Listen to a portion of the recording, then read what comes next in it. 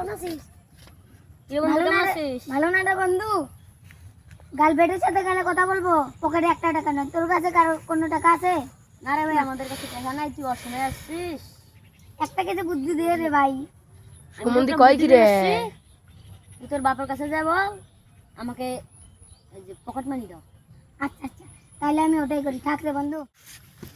আব্বা, ও আব্বা, কি রে পোলা, কই গেছলি? টেনশন আব্বা। আছিস নাকি? না আব্বা, মেলা টেনশন আছে আব্বা। আব্বা আমি বড় হলেন, হ্যাঁ আমার পকেট করে যে টাকা নেন, টাকাটা লাগবে না? বেটা, আমাদের খুব কষ্ট রে, সংসার চালাতে খুব টাকা লাগে, বুঝছো? আমি অত কিছু বুঝি না তো।